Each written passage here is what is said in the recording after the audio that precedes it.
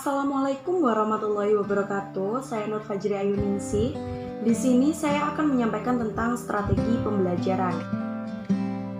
Pengertian strategi pembelajaran secara umum, pengertian atau definisi strategi pembelajaran adalah suatu usaha menggunakan strategi yang sistematis yang dilakukan secara efektif untuk mendapatkan suatu prestasi dan juga keberhasilan dalam kegiatan pembelajaran.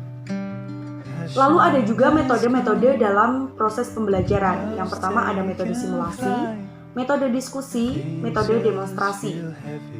Yang pertama metode simulasi. Pengertian dari metode simulasi adalah metode pembelajaran yang membuat suatu peniruan terhadap sesuatu yang nyata, terhadap keadaan di sekelilingnya atau stage of affairs atau proses.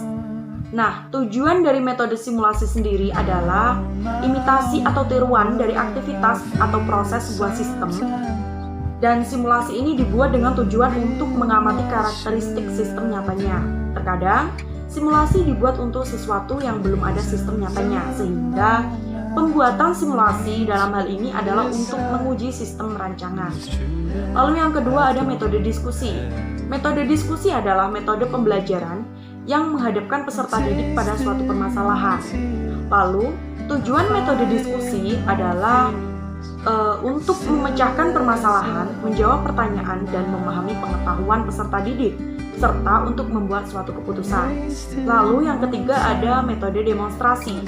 Pengertian dari metode demonstrasi adalah metode demonstrasi merupakan metode mengajar yang menggunakan peragaan untuk memperjelas suatu pengertian atau untuk memperlihatkan sesuatu proses atau cara kerja suatu benda yang berkenaan dengan mata kuliah.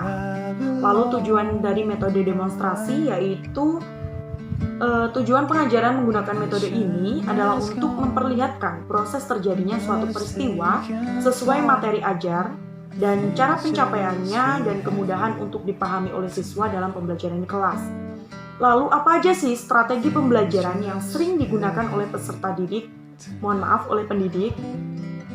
Yang pertama ada siswa bermain peran. Nah, siswa bermain peran ini merupakan model pembelajaran yang bertujuan untuk membantu siswa mengemukakan makna diri atau jati diri di dunia sosial dan memecahkan dilema dengan manusia dengan bantuan kelompok.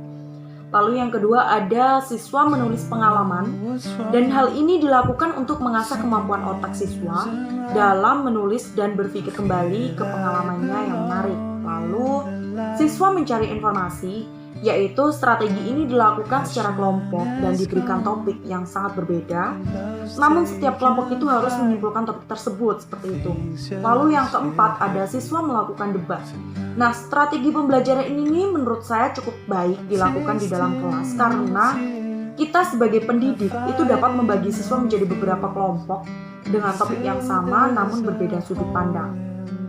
Sekian yang dapat saya sampaikan, ada kurang lebihnya saya mohon maaf. Terima kasih. Akhir kata, wassalamualaikum warahmatullahi wabarakatuh.